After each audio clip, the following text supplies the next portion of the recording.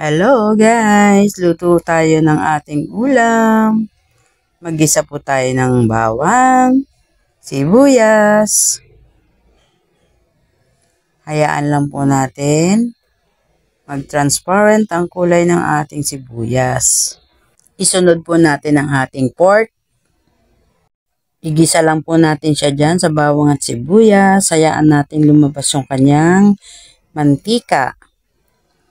Then, pag medyo brown na po ang ating karne, lagyan na po natin siya ng konting patis.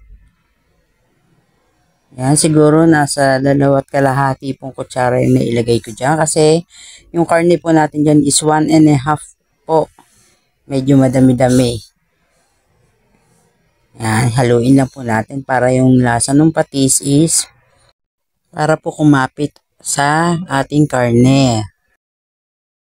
Nilagyan ko rin po siya dyan ng pamintang crack. Yan, then haluin lang po uli natin.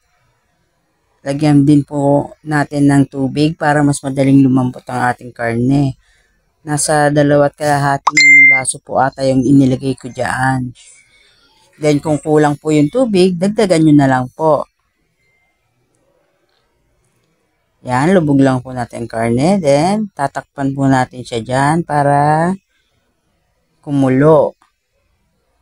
Pinakuluan ko po siya dyan ng about mga 20 minutes.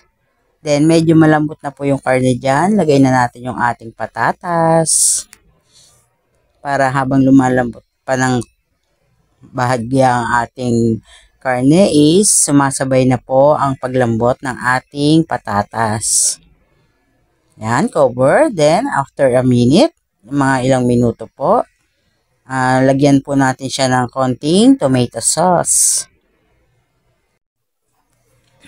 Mix lang po natin siya dyan. Hayaan lang po natin kumulo. Ayan na guys, ang ganda na ng kulay ng ating ulam. Lagyan din po natin siya dyan ng pork and beans. Ang ginamit ko po dyan is yung nasa lata, yung sa supermarket na nabibili natin.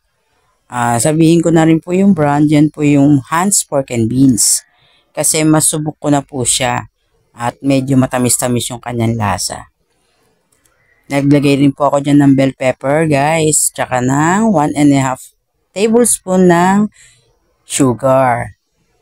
Kasi ito pong ulam natin is medyo may tamis ng konti.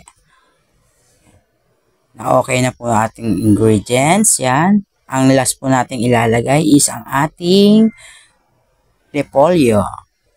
Lutuin lang po natin dyan yung repolyo. At yan po, luto na siya dyan guys. Ready na naman kumain. Tara guys, kain na po tayo with extra rice. Thank you for watching.